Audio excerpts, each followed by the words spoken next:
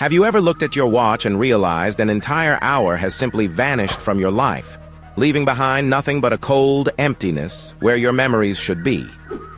The Riverside Mental Hospital had been abandoned for 37 years when the Paranormal Research Institute received reports of strange electromagnetic readings emanating from its crumbling walls.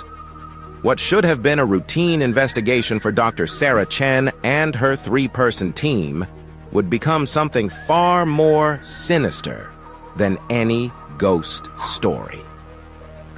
They arrived at 9:15 p.m. on a moonless October night. The hospital loomed against the star-drunk sky like a cancerous growth, its broken windows reflecting their headlights in fractured patterns.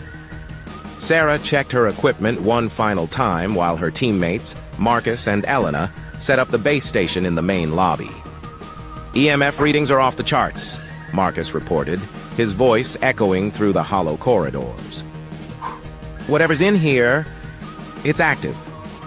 Elena adjusted her thermal camera, scanning the darkness ahead. "Temperature's dropping fast. We're looking at a 15-degree differential between here and outside." Sarah nodded, making notes on her tablet. The timestamp read 9:43 p.m. "Let's start with the third floor. That's where most of the reported activity has been concentrated." They climbed the deteriorating staircase, their footsteps creating an unsettling rhythm against the peeling walls. The air grew thicker with each step, carrying the musty scent of decay and something else. Something that made Sarah's skin crawl with recognition she couldn't quite place. The third floor stretched before them like a throat waiting to swallow. Patient rooms lined both sides of the corridor, their doors hanging open like screaming mouths. Sarah's tablet flickered, the screen distorting for a moment before stabilizing. "Equipment malfunction?" Elena asked, noticing the disturbance. "Just interference," Sarah replied, though she wasn't entirely convinced. She glanced at the time. 10:47 p.m. "Wait." Sarah stared at the timestamp, her breath catching in her throat. They had entered the building less than 30 minutes ago. How had an hour passed so quickly? "What time do you have?" she asked Marcus. He checked his watch, frowning. 10:47. "Why?" "We've only been here 30 minutes. That's impossible." Elena pulled out her phone, the screen casting an eerie blue glow across her confused features. "Mine says the same thing. But you're right. We just got here." An uncomfortable silence settled over the team. Sarah felt the familiar chill of the inexplicable, the sensation that had drawn her to paranormal research in the first place. But this felt different, more personal, more threatening. "Let's continue," she said, pushing down her unease. "Maybe the electromagnetic interference is affecting our devices." They proceeded down the corridor, their equipment registering increasingly strange readings. The EMF detector began clicking rapidly, its needle dancing across the scale like a frantic heartbeat. The thermal camera showed cold spots moving through the walls, following them with predatory patience. In room 347, they discovered something that made Sarah's blood run cold. Scratched into the plaster wall, barely visible in their flashlight beams, were three names: Sarah, Marcus, Elena. Below the names, carved with desperate precision, was a single word: trapped. "This is impossible," Marcus whispered, running his fingers over the fresh scratches. "These look recent, very recent." Elena's thermal camera began beeping frantically. "Guys, we have a problem. The temperature in this room just dropped 20 degrees in the past 10 seconds.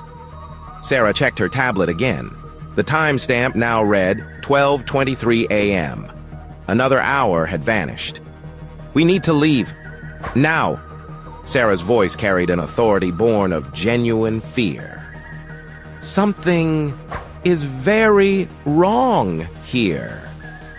They rushed toward the staircase, but the corridor seemed to stretch endlessly before them. The patient rooms multiplied, creating an impossible labyrinth of identical doorways. Their flashlight beams revealed the same peeling paint, The same rusted bed frames, the same sense of desperate hopelessness that clung to the walls like a living thing. "The exit should be right here," Marcus panted, his usual calm demeanor cracking. "We walked straight down this hallway." But there was no staircase, only more corridor, more rooms, more darkness that seemed to pulse with malevolent awareness. Sarah's tablet flickered again, and when the screen stabilized, she saw something that made her stomach lurch. The timestamp read 9:43 p.m., the exact time they had first reached the third floor. But that wasn't the worst part. In the corner of the screen, barely visible in the device's memory log, she could see dozens of identical entries, the same timestamp, repeated over and over, stretching back for what appeared to be days. "How long have we been here?" Elena's voice was barely a whisper. Sarah scrolled through the log, her hands trembling. Entry after entry showed the same pattern. 9:43 p.m., 10:47 p.m., 12:23 a.m., then back to 9:43 p.m. An endless cycle of lost hours, repeated indefinitely. According to this, we've been trapped in the same 3-hour loop for 17 days. The words hung in the air like a death sentence. Around them, the hospital seemed to exhale with satisfaction, its walls creaking with ancient pleasure. They had become part of its collection, specimens preserved in temporal amber. Marcus laughed, a sound devoid of humor. "That's impossible. We'd remember. We'd know." But even as he spoke, Sarah could see the doubt creeping into his eyes. The way Elena kept touching the wall where their names were carved, as if she remembered scratching them there. The way they all instinctively knew which rooms to avoid, which shadows held the deepest cold. Every loop. We forget, Sarah realized, the truth hitting her like a physical blow. Every reset, our memories are wiped clean. But something deep inside remembers. Something is trying to warn us. The hospital's laughter echoed through the corridors.